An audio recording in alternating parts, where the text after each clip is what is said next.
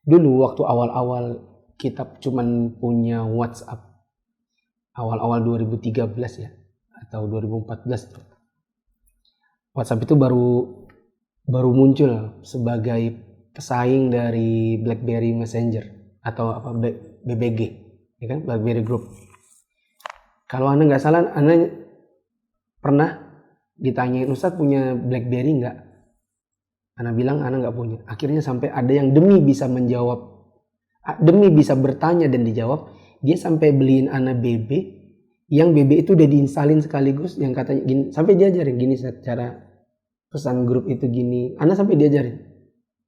Qadarullah, memang HP-nya jatuh di Arab Saudi pada suatu malam di tengah jalan. Berikutnya ternyata muncul WhatsApp, di mana WhatsApp ini lebih bagus daripada BlackBerry, di mana WhatsApp itu ID-nya adalah nomor telepon. Jadi kita nggak perlu double ID, sebagaimana kalau di BlackBerry itu ada apa namanya, PIN, ya kan? PIN BB. Berapa PIN BB-mu? Terus susah lagi dihafal, gitu kan? Muncul WhatsApp yang ID-nya adalah nomor telepon itu sendiri. Terus muncul Viber dulu. Terus muncul belakangan Telegram. Waktu WhatsApp itu baru sedikit penggunanya. Di mana grup awalnya itu isinya kalau nggak salah hanya 30. Lalu meningkat jadi 50. Belum seperti sekarang jadi 256. Dan grup kita baru oh ini namanya grup. Oh ternyata bisa chatting gini nih. Biasanya kan hanya orang ke orang, yaitu SMS. Belakangan bisa jadi sebuah grup sebagai penggantinya BlackBerry yang saya belum pernah pakai. Saya sebagai pengguna baru, seru nih gitu. Ini ada apa nih? Ada icon ini lucu ya, ada bisa kirim-kirim bunga. Ya, saya agak udik juga karena memang belum pernah pakai BlackBerry sebelumnya. BlackBerry itu dibeliin jatuh gitu. Terus akhirnya apa? Karena unik, tak pegang terus. Tak pegang. Lama-lama orang bertanya, Ustaz apa hukumnya gini? Kebetulan komunikasi udah tak jawabin gitu. Belakangan hanya dalam hitungan sekian bulan WA group itu berubah jadi 100 orang. Jadi ketika invite semakin banyak. Konsekuensinya apa? Semakin banyak pertanyaan. Tapi ya namanya karena masih grup baru 1, 2, grup akhwat 1, grup ikhwan 1, ya udah tiap hari jawabin. Next naik dia jadi 256. Akhirnya semakin banyak pertanyaan.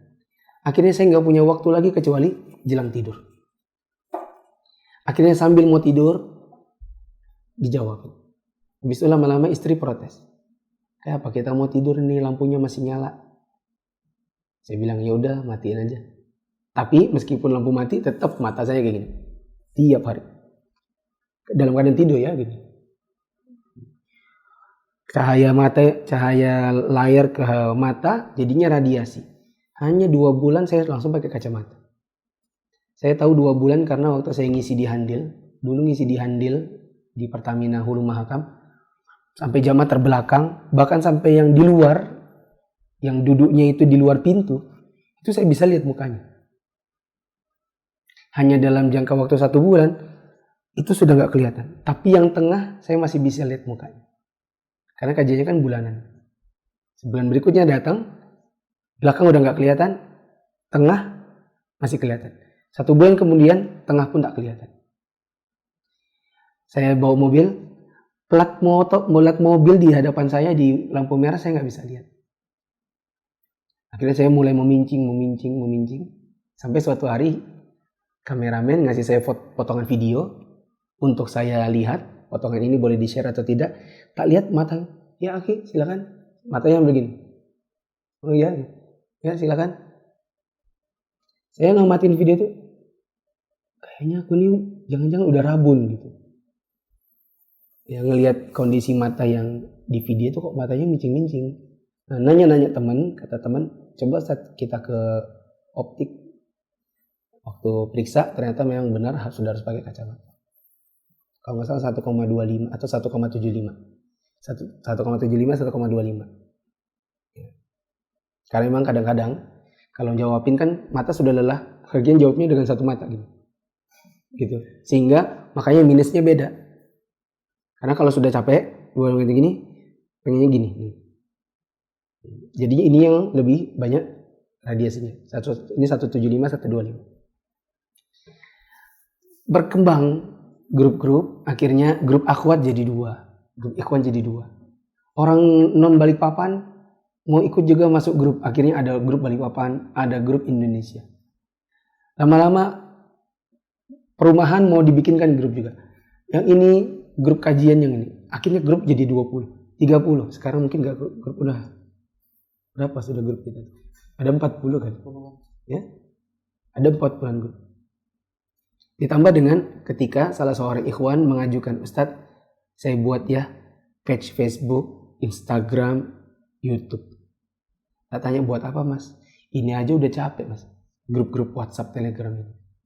Gak apa-apa Ustadz, biar kajian itu semakin berkembang, biar bisa dilihat oleh jamaah dari luar, orang bisa ngambil faedahnya nggak cuma di Balikpapan. Kajian kita lebih bisa diperluas. Ya udah, tapi antum yang bikin ya.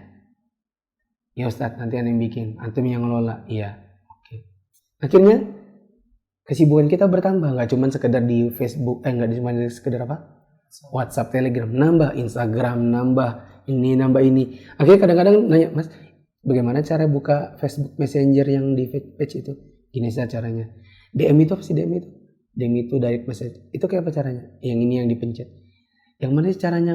Akhirnya saya belajar juga. Akhirnya ngutak-ngutik juga. Akhirnya lama-lama tahu juga. Sekarang kalau ngeliat DM itu sampai gini. Ini layarnya. Kayak gini tuh enggak selesai. 2, 3, 4, 5, 6, 7. Baru dia nyampe bawah. Kemarin ngitung yang di WhatsApp. Yang di WhatsApp tuh kayak gini. 1, 2, 3, 4, 5, 6, 7, 8, 9, 10. Sampai 21 kali gini. Baru nyampe dasarnya. Jadi teman-teman kalau dihitung sekarang. Di WhatsApp pribadi, akhirnya sampai ganti handphone, ganti nomor, karena nomor yang dulu sudah tersebar sekarang dipegang oleh admin. Ditambah dengan DM Facebook. Coba kalau kita jawabin satu persatu, butuh waktu berapa lama untuk jawabin itu semua gitu. Akhirnya sama teman-teman, kita bikin aja deh kajian tanya jawab. Dibuatlah dalam bentuk tanya jawab singkat. Antum boleh tanya panjang tapi saya jawabnya hanya 2-3 kata. Tidak boleh. Ada khilaf, gitu aja. Antum gak boleh protes. Kalau antum mau tanya dalil, antum tanya di kajian. Kita bikin dulu, tanya jawab singkat. Ada kan dulu?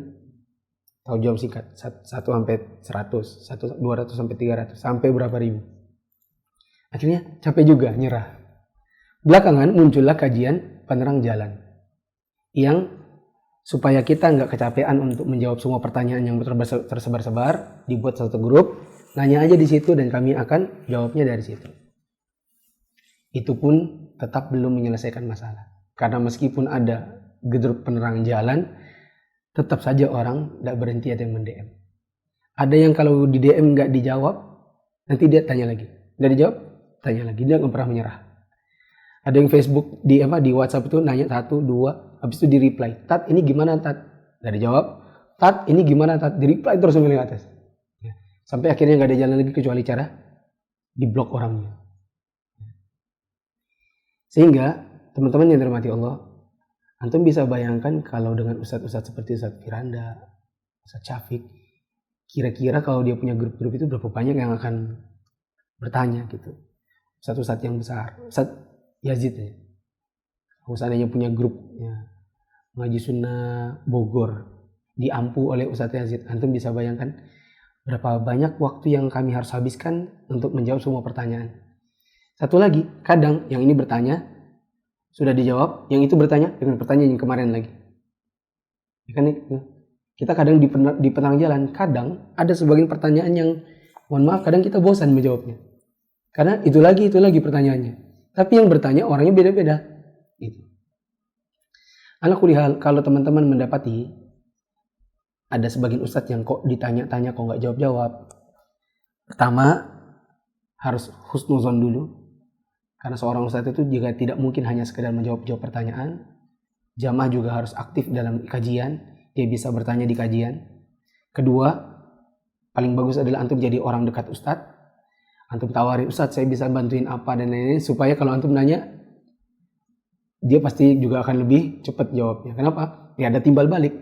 Dia dakwahnya terbantu oleh antum, timbal baliknya adalah antum butuh dia pun cepat gitu. Nah, teman-teman di kotanya masing-masing silakan cari Ustadz. Kemudian Ustadz, nanti kalau anak butuh bertanya tolong dijawab gitu. Ya, nanti Ustadz butuh apa, beritahu anak gitu. Anak punya mobil nih, Ustadz mau kemana, anak anterin. Ya, seperti itu. Wallahu a'lam. Demikian curhat yang cukup panjang ini.